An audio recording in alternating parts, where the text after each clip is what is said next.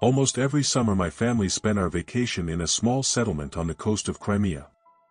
The first time I went I was still a very small child. For a while I even thought that the owners we rented a room from were our relatives. In 2003 the sea was sick, there was an underwater earthquake, cold water rose up from the bottom, so the temperature was around 10 to 12 degrees.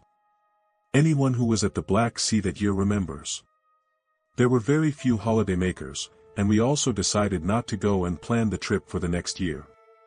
In 2004 we went to the sea without warning, since there was always that familiar room for us.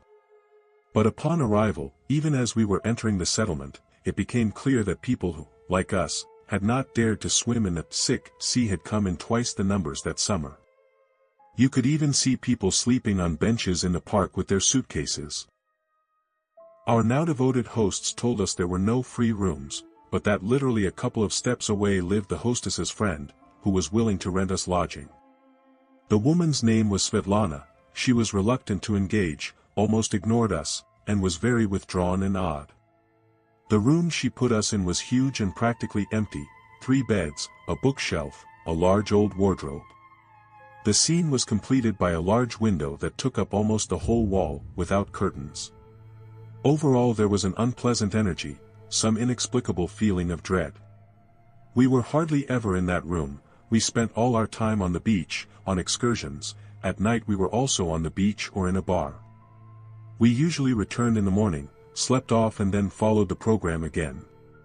On the 9th day of our stay there we came home at night, because the next day we were going to move back to our previous hosts, whose room would then be free.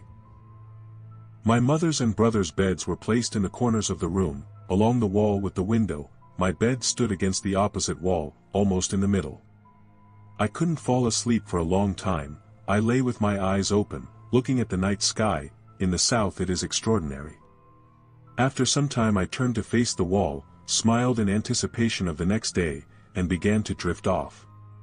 Then I felt someone trying to wake me, to shake me, you know, that characteristic jolt.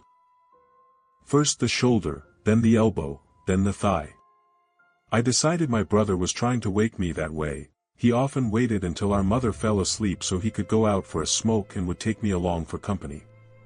But I was falling asleep so sweetly and didn't want to get up. I mumbled something like, "Leave me alone," lightly kicked the irritant as a joke, and turned onto my back.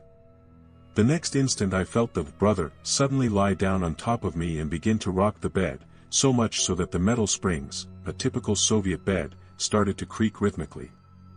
I repeat, it all happened very quickly. I didn't even immediately realize that the body on top of me was less than half my length and was pressing down on my chest with force. I opened my eyes, preparing to say, "What the?"